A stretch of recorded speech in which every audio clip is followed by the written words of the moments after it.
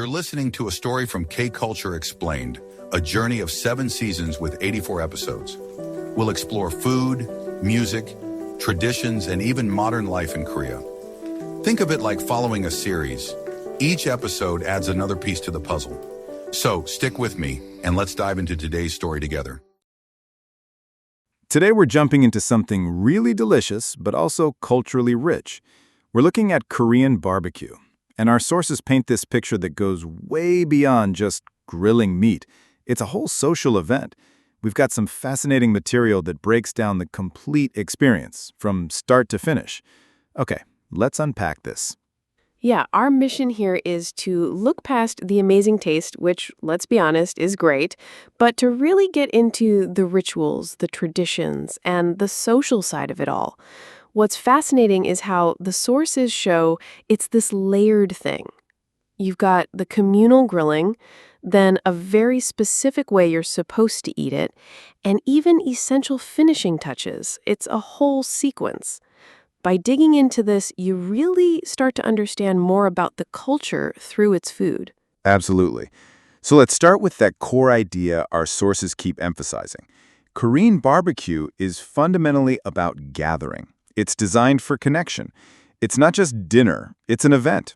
And the star, often, is samgyeopsal, the grilled pork belly everyone loves. Oh yeah, classic.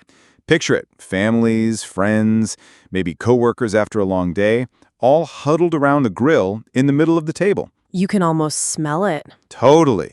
The sizzle, the smoke, people laughing, talking, clinking glasses. It's incredibly vivid. The sources even call it a top comfort food. And it makes sense. It could be a quiet chat with friends over drinks or a big, noisy family meal on the weekend. It just spells warmth and togetherness.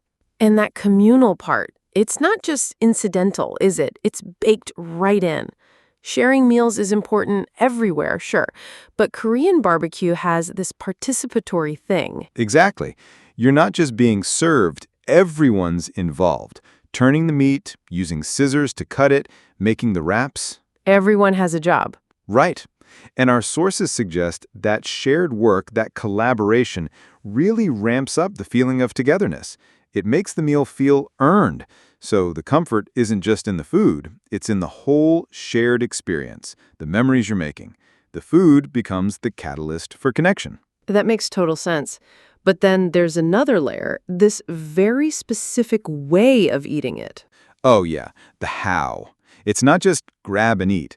There's the sam, the lettuce wrap. Iconic. Yeah, you build it yourself. Take a piece of lettuce, maybe a perilla leaf too, add that juicy piece of pork, maybe a slice of raw garlic, intense but good, a bit of spicy green chili if you're brave, and then that crucial blob of ssamjang, the savory paste. Ties it all together. Exactly.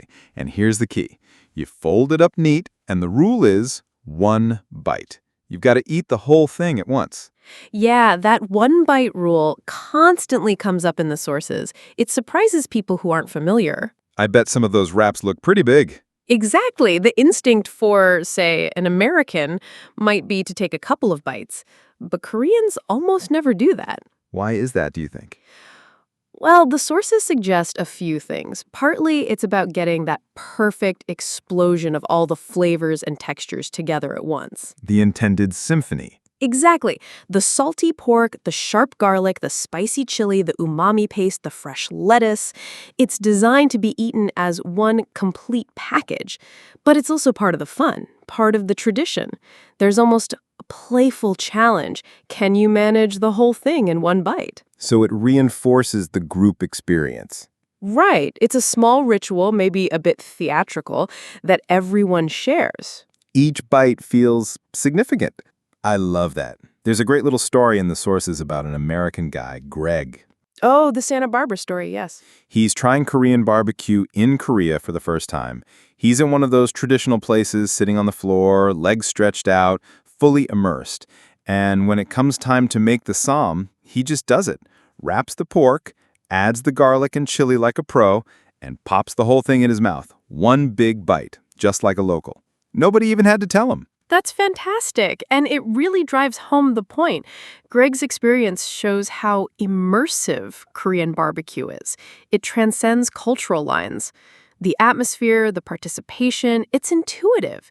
He didn't need a manual. He observed, participated, connected. It shows it's not about rules. It's about diving into the shared moment. It's about togetherness. Precisely. It underlines that the food, while amazing, is really facilitating a deeper connection. Okay, so we've got the social gathering, the specific way of eating, but the experience isn't over when the grilling stops. Oh, definitely not. The sources are clear. The after course is crucial. Crucial how? They say the meal feels unfinished without it, like leaving a story half told. Wow. So what's this after course involve? It's usually a sequence. First comes a bubbling pot of doenjang jjigae, fermented soybean paste stew. Ah, the savory stew. Yes, hot, steaming, rich, comforting.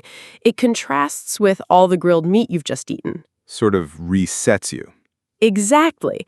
Then comes something cold, specifically to cleanse the palate. Think naengmyeon, cold buckwheat noodles in icy broth. Ooh, I love naengmyeon. Or maybe kimchi mari guksu, a chilled kimchi noodle soup. Sharp, refreshing, tangy. Okay, I see the logic. The purpose is deliberate. The warm stew comforts and aids digestion. The cold noodles cut through the richness and leave you refreshed, not heavy. It's a planned sense of return. Perfectly put. It's a culinary narrative arc. Warm comfort, then cool clarity.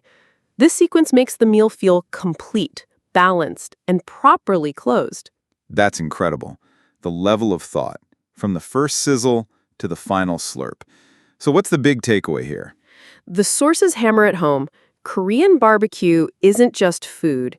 It's a cultural performance. It's structured. It involves participation, Shared rituals. communal grilling that builds bonds, The samgyeopsal focus. then the specific art of the sam, the one-bite challenge reinforcing togetherness and intended flavor, The shared ritual.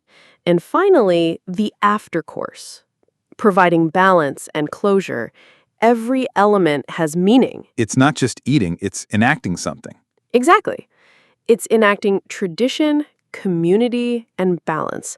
It speaks volumes about valuing shared experience and holistic enjoyment. Wow.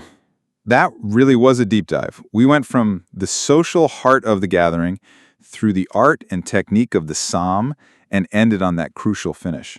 Covered the whole arc. It's so much more than a meal. It's a social ritual, a culinary art form, a multi-act play on a tabletop grill.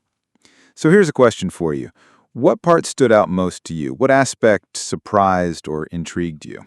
For me, maybe it's the deliberate after-course structure, the hot then cold sequence. But more broadly, this raises a bigger question for you listening. How often do we stop to think about the rituals in our own food traditions? Holiday meals, shared dishes, even table manners. Don't they also reflect deeper values? We probably take a lot for granted. Maybe so. The invitation here is to look at your own dining experiences with fresh eyes. Spot the hidden cultural narratives, just like we've unpacked today with Korean barbecue. Every meal tells a story. You just need to tune in. If you'd like to explore more, I've prepared a free 3-in-1 K-Culture Starter Pack. You'll find the link in the show notes or description. Curious for more? My full ebook on Korean food culture is ready. Just check the link in the description. And if you want the complete journey, with all ebooks and audiobooks from the entire series, you'll find the full season premium package in the show notes.